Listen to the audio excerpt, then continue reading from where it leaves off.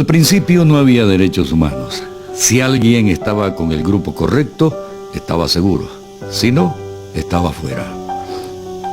Entonces un personaje llamado Ciro el Grande decidió cambiar todo eso después de conquistar Babilonia. En el año 539 a.C. hizo algo completamente revolucionario. Anunció que todos los esclavos eran libres. También decretó que la gente podría escoger su religión sin importar de qué grupo era. Sus palabras están escritas en una lápida de barro conocida como el cilindro de Ciro. Así nacieron los derechos humanos. La idea se extendió a Grecia, India y finalmente a Roma. Se dieron cuenta que las personas siguen naturalmente ciertas leyes aún sin tener este día. Llamaron a esto ley natural, pero siguió siendo inaceptable para quienes tenían el poder.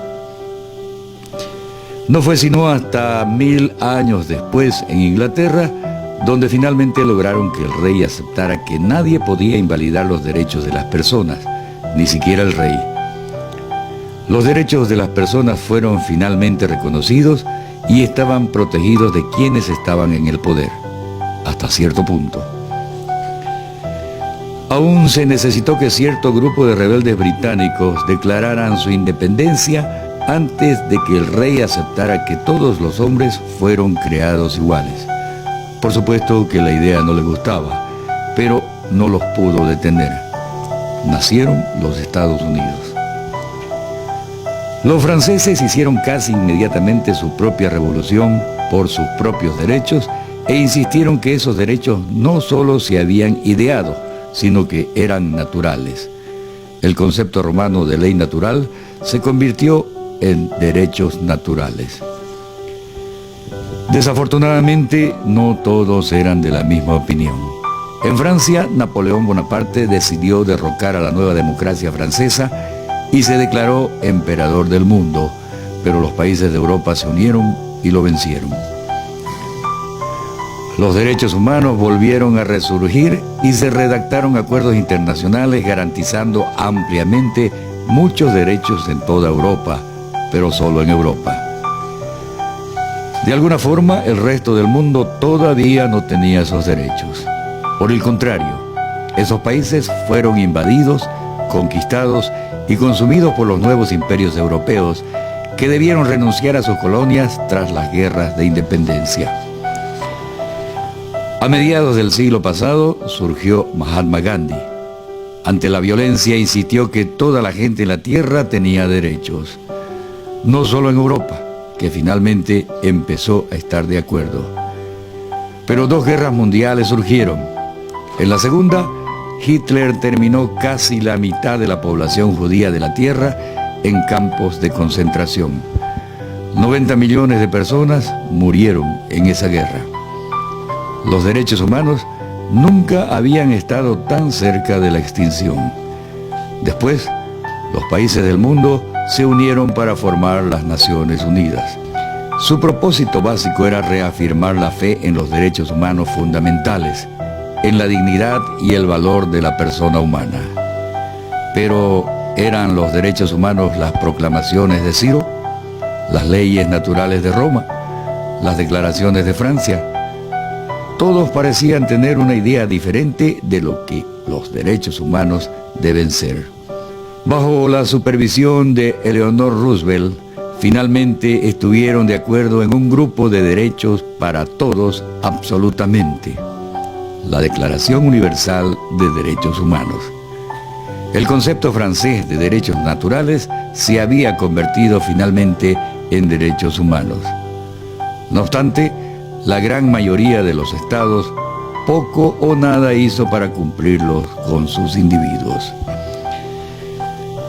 Si la gente tiene derecho a alimentación y cobijo, ¿por qué miles de niños mueren de hambre cada día?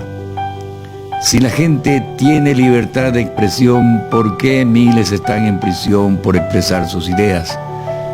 Si la gente tiene derecho a la educación, ¿por qué más de 1.000 millones no saben leer?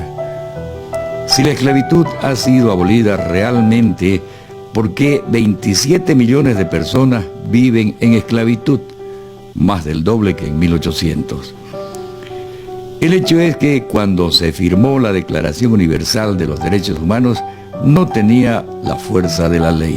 Era opcional y a pesar de muchísimos documentos, convenciones, tratados y leyes, no eran más que palabras en el papel. ¿Quién haría que esas palabras fuesen realidad? Cuando Martin Luther King marchó en Estados Unidos, la llamada mayor democracia del mundo, marchó por los derechos que habían sido garantizados por las Naciones Unidas desde hacía casi 20 años.